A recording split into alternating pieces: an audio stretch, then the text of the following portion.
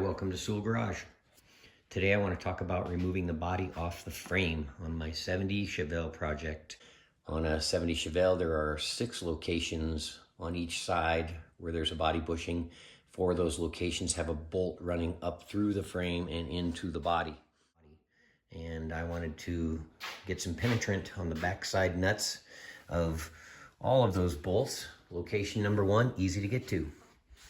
Location number 2, inside, is not easy to get to. As most of you know, there's a cage and nut welded within the body, so you can't access the backside nut.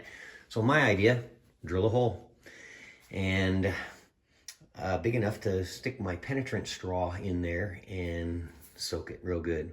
Location number 3 and 4 are both inside the trunk, so able to measure and locate these areas and drill a hole, and drill a hole right there.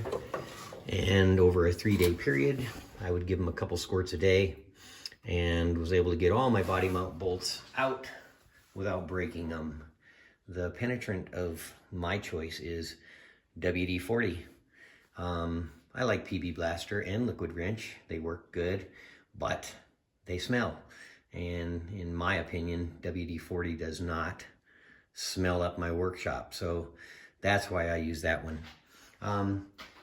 This is an easy spot weld fix for me. Grind that down and weld it up, and you'll never know it was there. So that worked for me, and was able to get the body up and onto my body cart. And I wanted, again, my body cart to be wide enough where I could roll my frame forward or backward, even with wheels on, so that I could work on it. I'm starting to clean up the frame, and as I am cleaning it up, I've noticed a few issues that I need to take care of, like this crack right here, which I'll have to use my saw, body saw, and I'll cut down through the crack and weld it up and fix it right.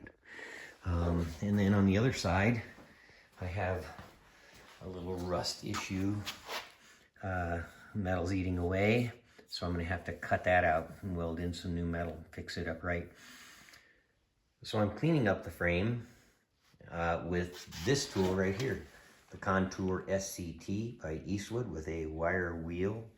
This tool is making quick work out of removing rust and scale on my frame.